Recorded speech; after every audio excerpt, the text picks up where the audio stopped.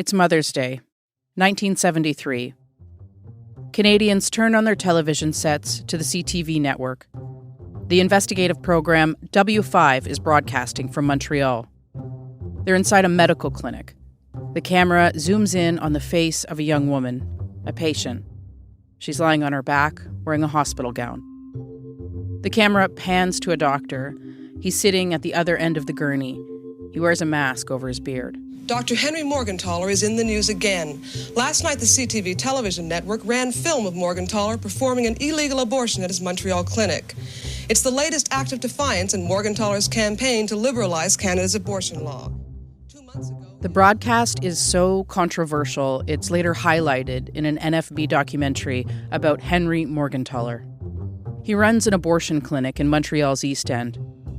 The broadcast is likely the last thing people are expecting to watch on Mother's Day. It's bold and provocative. And Henry Morgentaler knows exactly what he's doing. He wants to instigate a legal fight.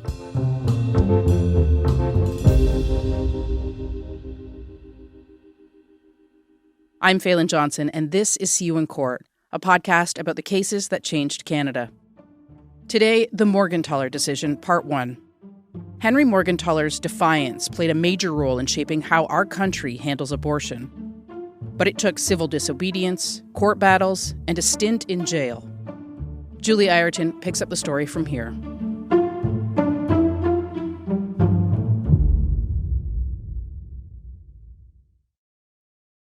So we just heard Henry Morgentaler flouting Canadian laws in some very provocative ways. But let's back up. What were the laws at that time? What was he fighting against? Well, he was up against more than 100 years of history. Between 1869 and 1969, abortion was illegal, and the penalty for procuring one was life in prison. But things did change in 1969. The government of Prime Minister Pierre Trudeau, that's the first Prime Minister Trudeau, passed a new law. It legalized abortion, but only under certain conditions. And what were those conditions? Well, if a woman wanted an abortion, her case had to go before a committee of 3 doctors, and they were usually men. And if that woman lived in a city, if she was well-educated, had money, she had a fairly good chance of finding a committee to approve an abortion. But it could only take place inside a hospital. If a town only had a Catholic hospital, there were no abortions. And in more rural or remote parts of Canada, abortion services were rare. So what it all meant was so-called backstreet abortions, thousands of them, continued long after Trudeau changed the law. Everybody knew somebody who had backstreet abortions. I found out when I was older that my father had paid for the abortion of one of my older cousins. And back in the late 1960s, Donna Cherniak was part of a student movement at McGill University. It called for women's rights, abortion rights. Cherniak co-wrote a booklet about birth control, relationships, and abortion. This birth control handbook, which was a 36-page newsprint thing that they gave out to every student at registration. And the handbook had what I call the plumbing of birth control, so that, you know, how you get pregnant, how you don't get pregnant, etc. But it had quite a bit about abortion. We were there at the right moment. It was just a little book, but it had a huge following. Students and other women in Montreal, desperate for advice about abortions, started to seek help from this 20-something student. We'd set up the abortion counseling service in our apartment. We started referring to Henry. That Henry was Dr. Henry Morgentaler. In 1968, he had just started to provide abortions. His first clinic was in a small brick bungalow in a residential neighborhood in Montreal's East End. It was a Catholic area of the city. And when you see the photos, it looks like one of those post-World War II homes built for veterans. Morgentaler was doing about 20 abortions a day. To him, it was a public service. But the problem was he was operating outside the hospital system. The women who came to him had not been approved by a 3-doctor committee. So by providing abortions in his clinic, Morgentaler was breaking the law. And as a family doctor, why would he even take this risk? Well, Morgentaler was a survivor. He was born in Poland in the 1920s. His family was Jewish. And at the end of World War II, they were all sent to Nazi concentration camps. He and his brother survived the Holocaust, but his parents did not. After the war, he immigrated to Canada and had 2 children with his wife, also a Holocaust survivor. I still carry the kind of guilt of the survivors. In a sense, my campaign against injustice is very deeply felt.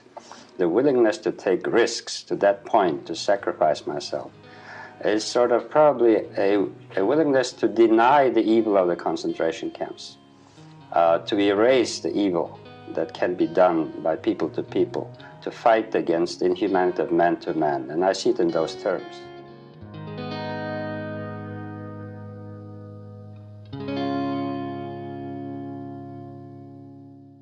So it sounds like that experience really shaped his moral code. I really think it did. He stood on certain principles, and he was determined that he was in the right. And that came off as brash. There are many issues and causes where you need somebody who is exaggerated. You need somebody who's a symbol. And for a lot of reasons, he fit that bill and chose it and eventually decided that was his, fate. We believe that any woman should have the right to ask for a termination of pregnancy within the first 3 months of pregnancy, because we believe that she alone should make the responsible decision whether she wants this pregnancy to continue or not. And Donna Cherniak said what he was doing back then was unique. You see, he had developed specialized equipment, and he used vacuum suction. It only required a local anesthetic. By contrast, hospital abortions were being done by dilation and curettage, what's often called a D&C, and that needed a general anesthetic. Morgentaler would eventually teach Donna Cherniak his method. She became a medical doctor, and she worked in a Morgentaler clinic. He really set up a clinic that was the best thing going for abortion services probably anywhere in Canada at that point. He was well-staffed. He had the aspiration machine when the hospitals were using D&Cs. He really set it up well. And he wasn't doing all of this alone or in isolation. There was an entire movement working alongside him. The World at 6. Good evening. Here are the headlines. History and pandemonium in the House of Commons. Women, some of them chained to gallery seats, scream and chant for free abortions. And every mother should be a willing mother. Each of us must have that control over our own lives. The girls have taken their case to Ottawa, where they claim ministers refused to see them. And today they confronted Prime Minister Trudeau after crashing a news... Did that reporter just say, the girls? He did. Those girls were in Ottawa in 1970. They had interrupted a news conference when they couldn't get a meeting with the Prime Minister, Pierre Trudeau. And they were calling out his new abortion law. And the message those women were sending was a committee of 3 doctors should not be making life-changing decisions for women. The deaths of 2,000 Canadian women every year are on your hands. If 2,000 Canadian women were dying for any other cause, the government would do something pretty fast. Yeah, but there are ways of seeing the government. Someone close to you needed an abortion, she'd get one. Rich women in this society get abortions. It's poor women who suffer. So? No! Wow. You can really hear how shocked they are and how flippant Pierre Trudeau sounds. Yeah, right. So this was the political climate and attitudes that they were up against. Morgentaler's clinics were openly flouting Trudeau's law. By 1970, Morgentaler's Quebec clinic had been running for 2 years, and the Montreal police did not hide their surveillance. Cops were keeping eyes on him and his clinic, and eventually, those authorities pounced. Suddenly, 20 to 30 policemen arrive on the scene, barge into your office, and arrest everybody as if it were a hangout for criminals or gangsters or something. It created quite a commotion in the neighborhood. This was June 1970. Morgentaler was put in handcuffs, and he was taken away from his clinic in a police cruiser. Staff members and nurses were also arrested. I was charged with conspiring to do an abortion on one girl and with performing an abortion on another woman.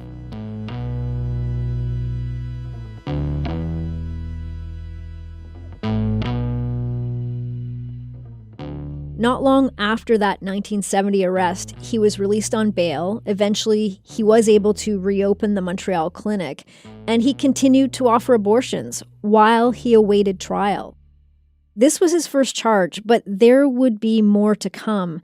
In the meantime, he tried to persuade the Quebec government to give his clinic proper approvals, to make it legal. And I have publicly offered my clinic to the government of Quebec, and I have offered to the federal government. But no government in Canada was interested in legalizing abortions in clinics. And yet, south of the border, the pro-abortion rights movement was celebrating a win. That's because in January 1973, the law changed for women in the U.S. The United States Supreme Court today granted American women the right to have medical abortions up to the... This is the historic Roe v. Wade case, won in the U.S. Supreme Court. It is. That U.S. Supreme Court ruling gave American women the constitutional right to abortion, and this was very much on Morgentaler's radar. This has happened in the United States and many other countries, and I think that it's the reaction of the public which will make a difference. The court's action nullified statutes in many states that either ban abortions or permit them only under certain circumstances. Early reaction described the decision as everything from wise and courageous to an unspeakable tragedy. Emboldened by the U.S. decision, Morgentaler decided to up the ante. I knew that if I started doing abortions on a bigger scale, that eventually I'd have to face the criminal code and persecution and things like that.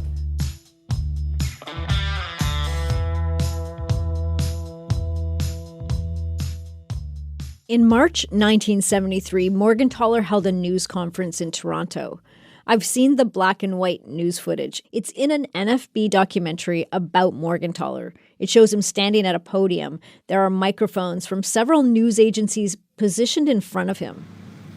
Ladies and gentlemen, dear friends, I wish to share a secret with you tonight that in the last 5 years, from 1968, I have performed 5,000 abortions in my clinic in Montreal in defiance of the abortion law, which I consider to be unjust, unfair, restrictive.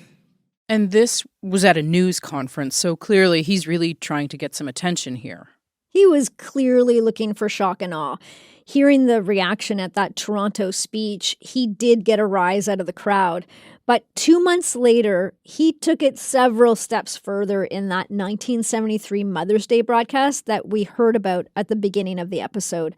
Morgentaler invited a camera crew into his Montreal clinic to televise a young woman's abortion. Right, and I mean, it's not just that he did it, it's that he did it on Mother's Day of all days. He's really poking the bear here. He was really trying to be provocative, and as you can imagine, it would not go unpunished. Police soon raided Morgentaler's clinic again, and new charges were laid, but he hadn't even gone to court on those initial allegations. That did finally happen in late 1973. Morgentaler and his legal team appeared in Quebec court, Montreal's Palais de Justice. They sat before a jury of 11 men and 1 woman. The charge was procuring an abortion and conspiring to do so. Of course, he didn't deny offering abortions. He had proudly admitted doing thousands of them. Claude Armand Chapard was Morgentaler's lawyer. Chapard argued Morgentaler couldn't be prosecuted for basically doing his job as a doctor and doing it well to the benefit of his patients. The trial went on for weeks. In the end, the jury took 24 hours to come back with a verdict. Morgentaler was acquitted. Chapard spoke to reporters after that verdict.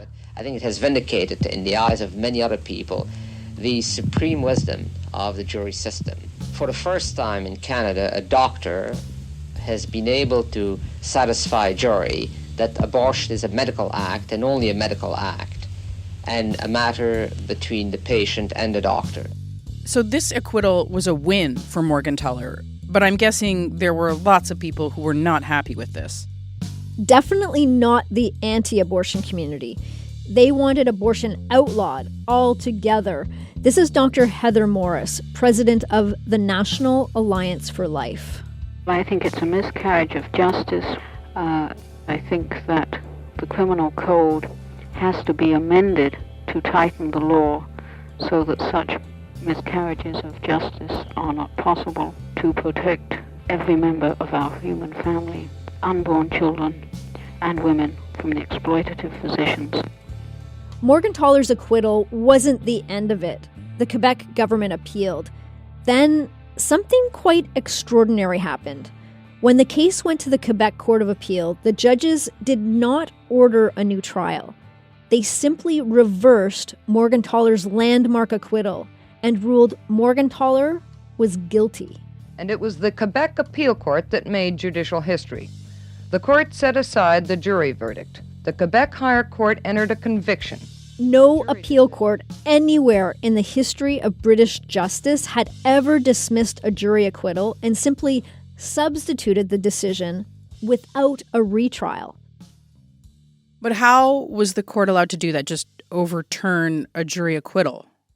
That was a question lawmakers, lawyers, and judges would ask for years to come, and it's something I will get back to. So in the meantime, did that mean Morgentaler had to go to jail? He did. And it wasn't just a slap on the wrist. The judge scolded Morgentaler for so boldly refusing to obey the law. He sentenced him to 18 months behind bars and a further 3 years probation. Morgentaler was released on bail, and he waited to see if the Supreme Court would hear his appeal. But at the highest court, Morgentaler did not get the response that he was hoping for. The Supreme Court of Canada ruled today that the Montreal doctor was guilty of performing an illegal abortion. Dr. Morgentaler will now have to serve an 18-month jail term. Yet Morgentaler was unrepentant. I think it's a setback to my belief in justice. But, there are zigzags to justice, and this is not the end of the whole thing. When you fight for a social cause, when you fight against the establishment, you have to expect some reverses and some losses in battle. Outside court, his lawyer, Shepard, spoke to reporters, and he made a prediction. But I'm sure of one thing, that within 5 years, or less than 5 years, the offense for which Dr. Morgentaler will be entering jail in the next few hours will no longer be in our books. And it will be largely because he risked his freedom for his idea.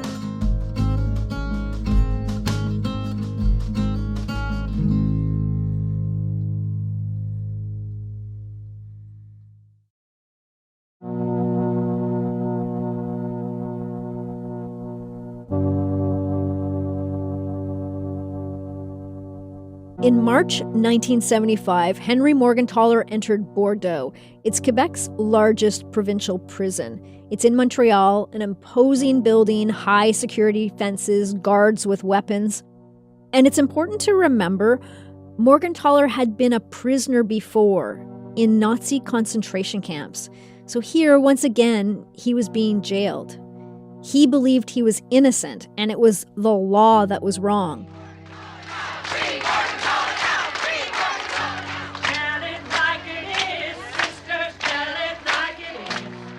Rallies were struck, tent cities were built in protest. The vigil on the lawn adjacent to City Hall kicks off a concerted Toronto protest against the incarceration of Dr. Morgentaler. At least 4 Similar vigils were held simultaneously in Montreal, which is pretty impressive. These are the days before the internet and cell phones.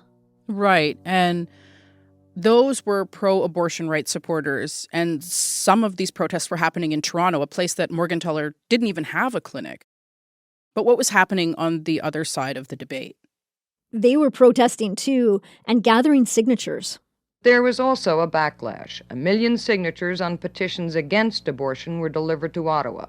The pro-lifers weren't sitting back, and neither was the Crown. So at this point, Morgentaler's in jail, and prison is hard for anyone, I would imagine. How is prison affecting him?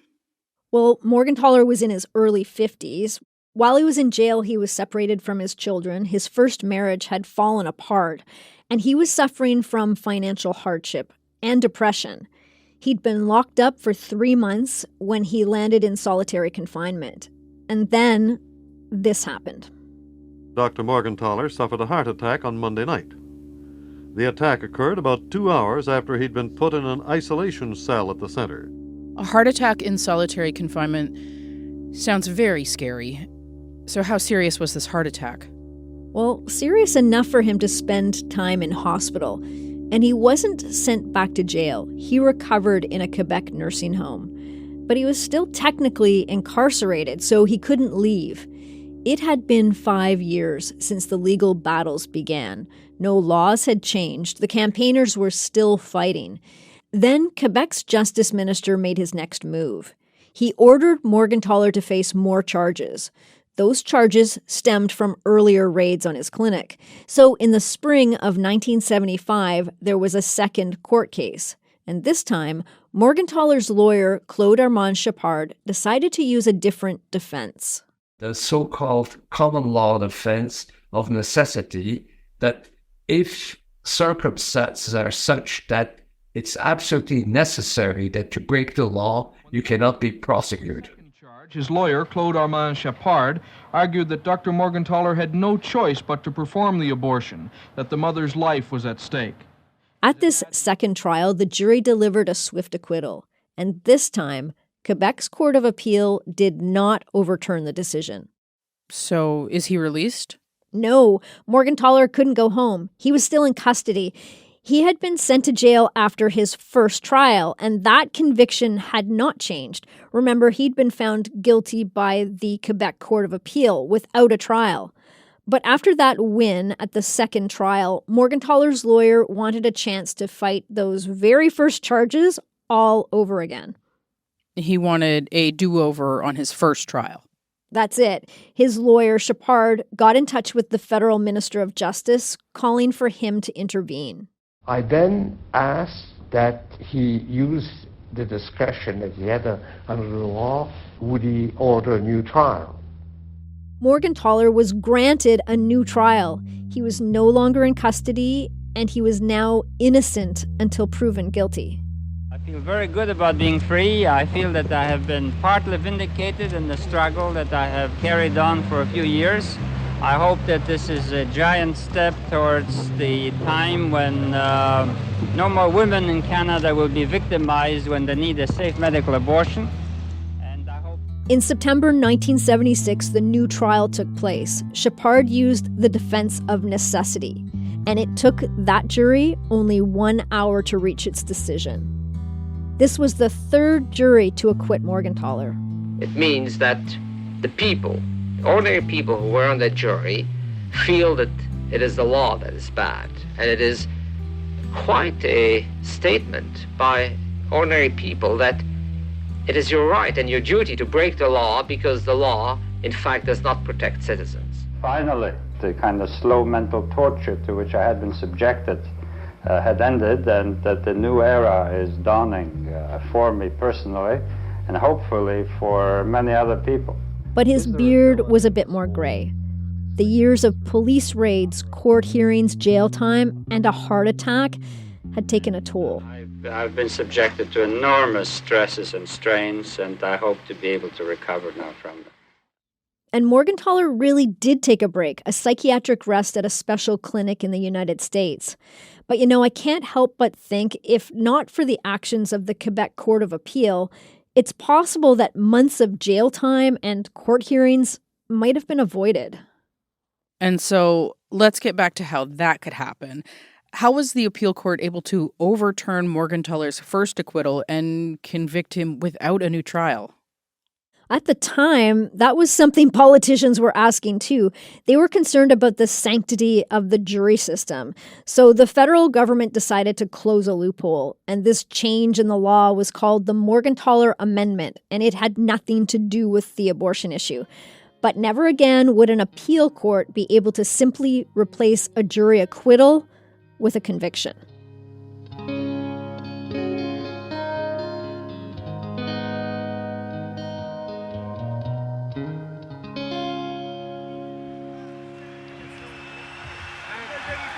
Mr. Levesque is about to speak.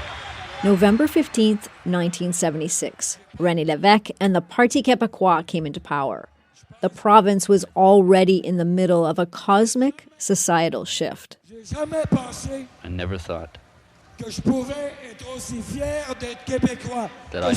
I could be so proud to be a Quebecer, so proud as I am tonight. So things were changing very fast in the society at that time, in the 70s.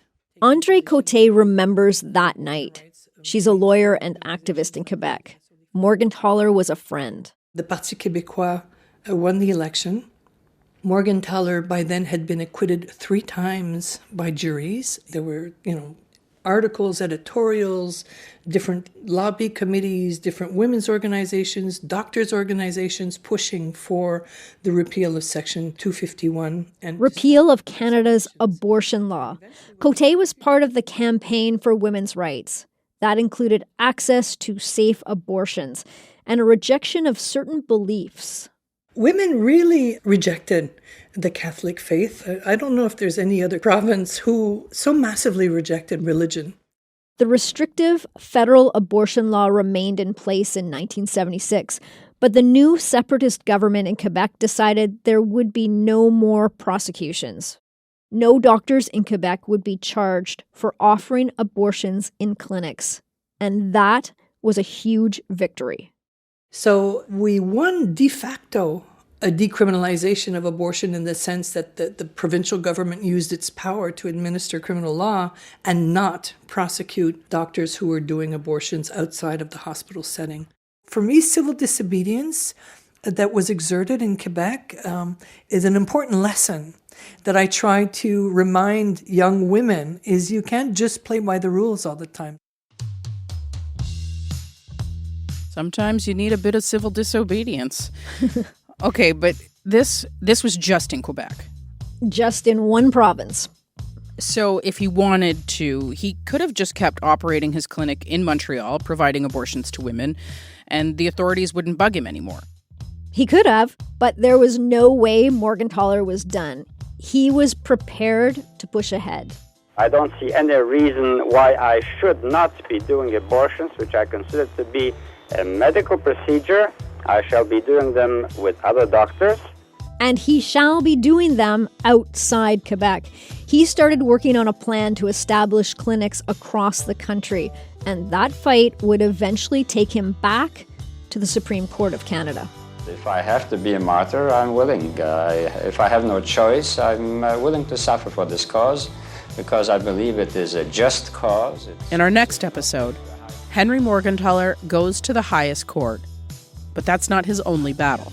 He was lunged at by a man holding a pair of garden shears. Part 2 of the story is available now in your podcast feeds.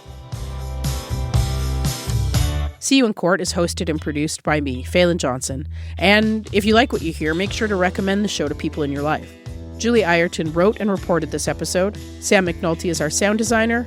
Catherine Rolfson is our senior producer. Carla Hilton is our executive producer. Special thanks to the National Film Board of Canada for some of their audio.